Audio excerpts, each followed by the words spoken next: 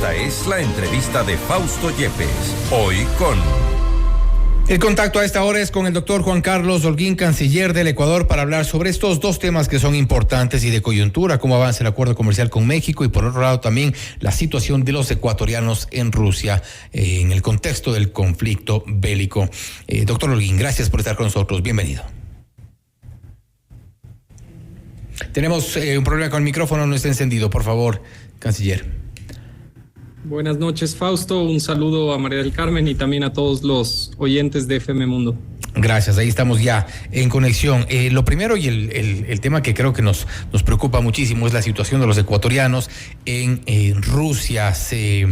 Una vez que el gobierno de Putin ha dispuesto ya la movilización de tropas, hay preocupación también principalmente entre los familiares de estudiantes que están en Rusia. ¿Cuál ha sido el plan que ha establecido Cancillería, el Ministerio de Relaciones Exteriores, para poder tranquilizar al menos a los ecuatorianos que están allá? Hay que entender dos cosas. Primero, Fausto, que nosotros desde el mes de febrero hemos ido trabajando con la comunidad ecuatoriana que se encuentra en Rusia. Aproximadamente son más o menos 2.000 ecuatorianos, digámoslo a grandes números, de los cuales quienes más nos preocupan son cerca de 1.740 estudiantes. En su momento hicimos un llamado para que precisamente puedan salir quienes no se encuentren en una actividad que requiera su presencia allá, que sea una salida voluntaria. Inclusive hicimos un llamado a que voluntariamente las personas puedan regresar, y hemos ido trabajando así durante todos estos meses hasta que sí, la semana pasada nos vimos en la obligatoriedad de poner un comunicado en el cual hacemos en este momento un llamado a los ecuatorianos a que siempre estén con su pasaporte vigente a la mano.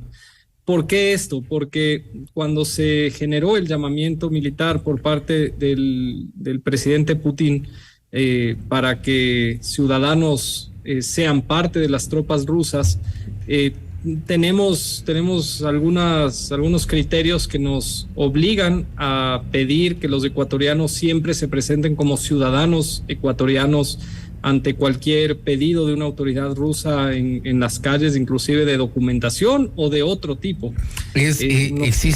Canciller, ¿existe el riesgo de que estudiantes o incluso, gente que esté seguramente trabajando allá pueda ser enlistada en las tropas, sumada a esta movilización? Quienes no tienen su pasaporte ecuatoriano con ellos, por supuesto, podrían ser parte de este llamamiento si cumplen las condiciones de edad, entre otros, que son las que intervienen en este llamamiento ruso. Por eso hemos sido enfáticos, inclusive con el gobierno ruso, de que se respeten los derechos de los ecuatorianos. Estamos trabajando, como menciono, fuertemente con la comunidad ecuatoriana ya a través de nuestra embajada, nuestro consulado, para que todos estén bien atendidos. Quienes no tengan el documento ecuatoriano vigente lo puedan sacar. Hemos iniciado también un proceso desde la semana pasada que es público, ha iniciado un proceso de escalamiento de este conflicto. Todos estén informados. Sí quiero mencionar algo, y hoy valga esta oportunidad para hacerlo. Muchos padres que nos dicen no hay que alarmarse, no pasa nada, los estudiantes siguen estudiando, ¿por qué el gobierno puede alarmar con lo del pasaporte? Ya vivimos esta situación en Ucrania, y lo que quiero mencionarles a todos esos padres es que siempre es mejor tomar todas las precauciones en calma, con prudencia, pero que no se dejen una vez más convencer de los argumentos que dan intermediarios de estudiantes que han llevado a sus hijos a estudiar allá. El gobierno ecuatoriano trabaja para que, por supuesto, con prudencia, con tranquilidad, tomemos las mejores decisiones, pero asimismo hemos pedido quienes no tienen la posibilidad o la necesidad de viajar a Rusia en este momento, se abstengan de hacerlo. Por eso en otro espacio radial, hace aproximadamente 15 o 20 días, yo hice un llamado al grupo de asambleístas que decidió viajar a Rusia, lo cual lo considero, más allá de los temas de política exterior ecuatoriano, donde hay una equivocación al respecto, una irresponsabilidad, porque la ejemplaridad precisamente de las autoridades debe ser el actuar con prudencia. En ese escenario nosotros hemos hecho este llamado para que los ciudadanos no viajen. Hay algunos padres de familia que nos han mencionado que sus hijos están por viajar. No, que no lo hagan en este momento. ¿Cuál es la lectura que tiene el gobierno más allá de la irresponsabilidad que usted menciona de este viaje de los asambleístas que incluso publicaron una fotografía y en este contexto de la guerra, en este contexto del riesgo que hay con más de 2.000 ecuatorianos en Rusia, del riesgo que hubo y la situación por la que atravesaron gran cantidad de estudiantes que estuvieron en su momento en Ucrania? Seguramente hay algunos ecuatorianos que todavía están en riesgo. Más allá de la lectura sobre la aparente irresponsabilidad de los asambleístas, ¿hay una lectura política de esto? No me atrevo a hacer una lectura política, puesto que hemos pedido información formalmente al presidente de la Asamblea Nacional, Virgilio Saquicela, sobre este viaje que fue considerado de carácter privado. Nosotros, como menciono, tuvimos conocimiento de esto días antes del viaje a través de un pedido de un asambleísta que solicitaba servicios de la embajada ya, por lo cual no pensamos que era verdad en un inicio. Y luego vimos públicamente las fotos que publicaron algunos de ellos. Cuando tenga la información podré expresar cuál es la opinión, pero no hay duda que inclusive han cometido un acto que riñe con lo que la ley menciona. La política exterior del país tiene que ser ligada hacia lo que el Ejecutivo posiciona. La política exterior no es una política exterior de los asambleístas, es la política exterior del Estado.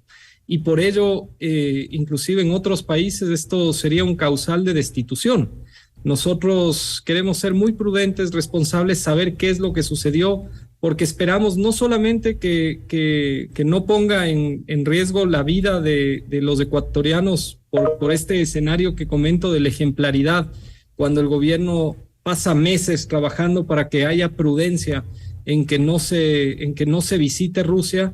Un grupo de funcionarios va hacia allá, sino que también no ponga en riesgo la posición geopolítica de nuestro Estado. Y seguramente tendrá este viaje, tendrá varias lecturas sobre esta, que ha sido tomada también por algunos sectores como una afrenta por parte de los asambleístas. Y concentrarnos en lo que ocurre en Rusia. Ecuador mantiene una misión allá en Rusia, que está trabajando constantemente con los ecuatorianos. ¿En qué estado está esta misión? ¿Cuál es el trabajo que se le ha encomendado? La misión, por supuesto, sigue abierta. Tenemos a nuestros funcionarios de carrera ya. De hecho, la decisión que tomó la Cancillería es fortalecer esa embajada precisamente por los riesgos que existen ahorita en los escenarios, lamentablemente, de guerra. Al mismo tiempo, tomamos la decisión de fortalecer nuestra misión en Turquía. Personalmente yo he tenido conversaciones con el canciller turco a lo largo de este conflicto para tener uno de nuestros planes de contingencia por Turquía, y lo que esperamos en este momento es que no tengamos que activar ningún plan de contingencia. Nosotros hemos sido claros en la posición política del país.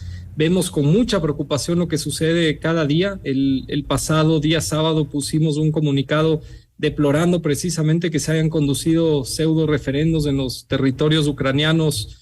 Me refiero a Donetsk, a Lugansk, a Gerson, a Zaporilla, y que están bajo ocupación militar extranjera. Esos referendos, los intentos de anexión que han existido de esos territorios carecen de toda legitimidad, lo hemos planteado así, pero al mismo tiempo hemos, como menciono, tenido conversaciones inclusive con la misión de Rusia en el Ecuador para que ellos garanticen que nuestros ciudadanos ecuatorianos estén a salvo y sobre todo que no haya ningún proceso, ninguna mínima posibilidad de que algún ecuatoriano sea parte del conflicto. Imaginemos que, y es lo que no queremos que pase evidentemente, pero imaginemos que ocurre algo, este conflicto se eleva a los niveles que estuvo en su momento en Ucrania principalmente. ¿Hay un plan B que esté preparado para los estudiantes? Estamos hablando de más de 1.740, según las cifras que nos ha mencionado. Son la gran mayoría de ecuatorianos estudiantes. ¿Hay un plan B en caso requieran venir a Ecuador? Hay por supuesto algunos planes, Fausto, lo que hemos recomendado, y precisamente por la prudencia y la tranquilidad que queremos que exista ahora, estamos teniendo contacto directo con cada uno de los connacionales que residen en Rusia. Ellos deben mantenerse en contacto permanente con nuestra misión diplomática. Como menciono, portar en este momento de manera permanente su documentación ecuatoriana vigente.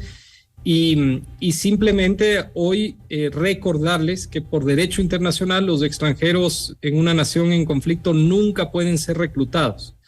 Esto es de acuerdo a los tratados internacionales, esto no puede ser violado y ese es nuestro principal mensaje hoy. Es la primera fase de un conflicto que esperamos no escale. Todos hemos hecho un llamado a la paz y sin embargo, nos seguimos reuniendo con las familias de los ecuatorianos que residen en Rusia y vamos atendiendo las dudas y preocupaciones. Solamente reitero, es importante que se conozca la real situación del caso. Estos mensajes de no pasa nada o no va a pasar nada no pueden ser tomados a la ligera. Y hemos sido testigos de algunos mensajes, sí, canciller, de incluso estudiantes que por estar en lugares relativamente lejanos a la zona más fuerte del conflicto, dicen no pasa nada, no hay problemas, pero nadie garantiza que se pueda desatar enfrentamientos en los lugares donde están hoy por hoy, con aparente tranquilidad. Es así. Estamos en una situación de guerra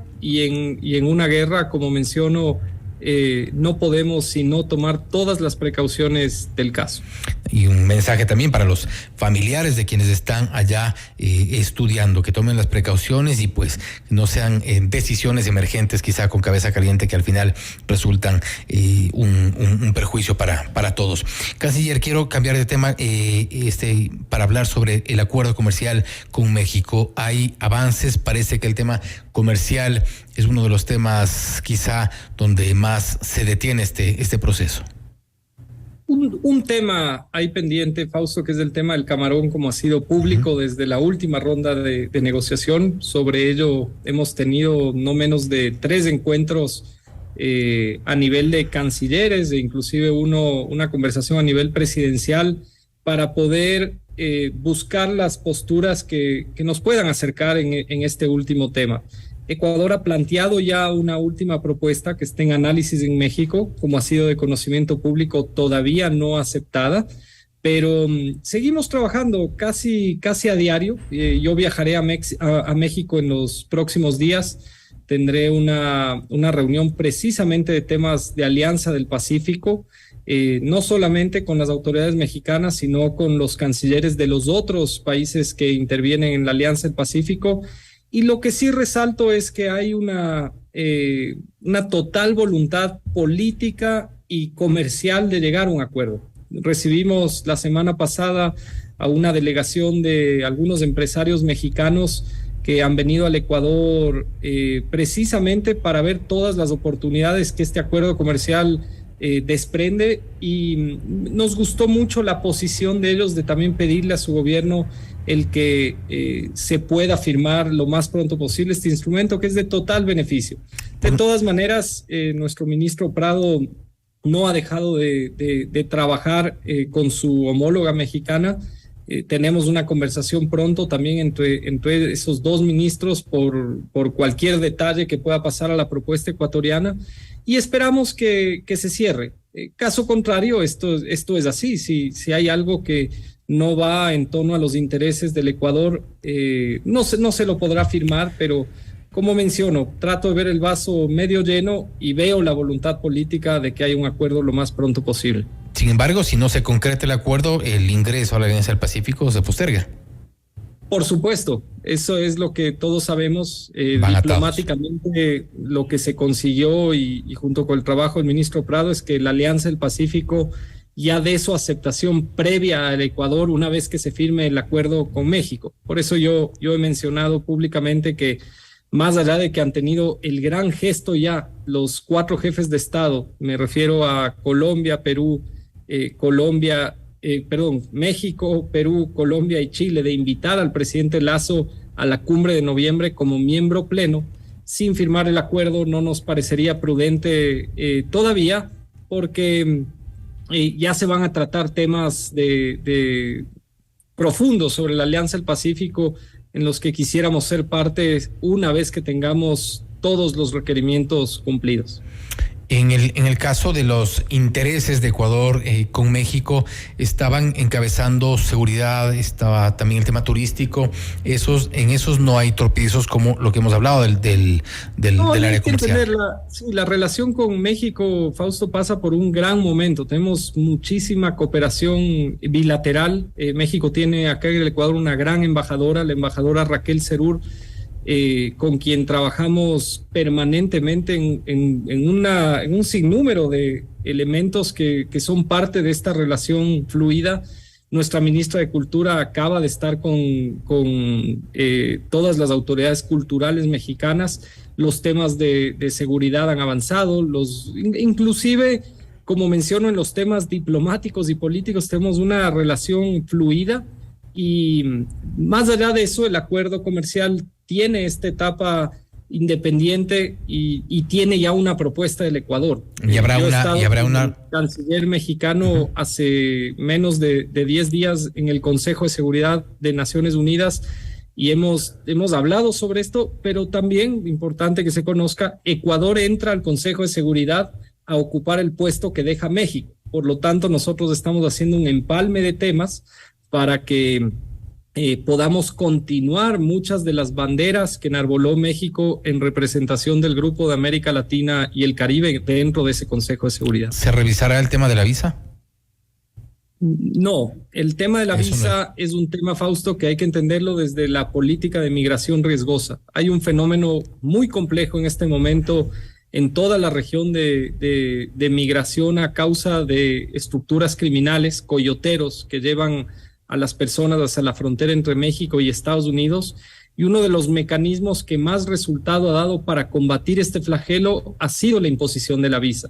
Se han bajado en rangos hasta del 90% mensual los viajes solamente por esa política, y más allá que... Pero ya tomaron otras vías los coyoteros, o seguramente quienes están dedicados a este negocio. Hay ya un incremento importante de migrantes que están viajando hacia El Salvador, por ejemplo. Salvador, Nicaragua, Fausto. Exactamente. Nicaragua es el país, el nuevo destino, entre comillas, turístico. Mire que precisamente así hablamos de las estructuras criminales. Es una industria tan grande, Fausto, ya en muchos países es similar a la industria de la cocaína. Por eso está manejado casi en su totalidad por los mismos carteles. Y apenas empezaron las medidas que dieron resultados, aparecieron nuevas rutas, nuevos destinos, pero los estamos trabajando desde una óptica transnacional. Eso ha sido lo correcto. En la Cumbre de las Américas pudimos poner precisamente el tema de la migración como centro, tanto nuestros planes de inmigración en el Ecuador, el proceso de regularización de migración venezolana, que es un tema que también preocupa mucho a la región. Estamos hablando de casi 7 millones de migrantes, sobre todo en países como Colombia, Ecuador, Perú y Chile. Casi en su totalidad están allí y requieren una solución también transnacional. Y por el otro lado, este fenómeno de migración riesgosa, que tiene que ser abordado en conjunto con migración, las policías y las cancillerías o los estamentos de movilidad humana de cada país. Y sería importante también controlarlo puertas adentro, porque denuncias han habido por montones en nuestro país respecto de supuestas organizaciones de coyoteros, los destinos, los aeropuertos que utilizan y las agencias de viaje que utilizan. Esperemos también que haya un trabajo por parte de las autoridades que corresponde. Canciller, le agradecemos mucho por estar con nosotros.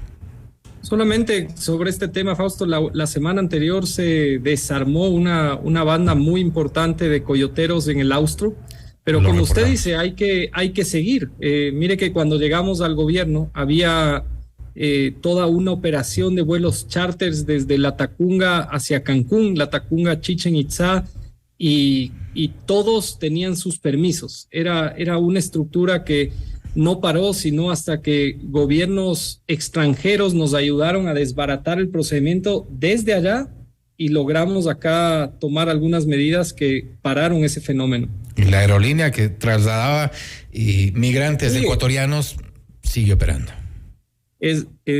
Yo no tengo sino que coincidir con usted, Fausto, porque recuerdo aquel reportaje de 24 horas en Teleamazonas hace mucho tiempo que ya advirtió algo al respecto.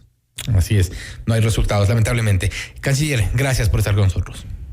Muchas gracias. Gracias, ha sido el doctor Juan Carlos Holguín, canciller del Ecuador, hablando sobre dos temas importantes: la situación de ecuatorianos en Rusia, en el contexto del conflicto. Hay planes para los ecuatorianos, hay la sugerencia de que intenten también volver al Ecuador, y también cómo avanza el acuerdo comercial con México. Esto es Notimundo Estelar, siempre bien informados.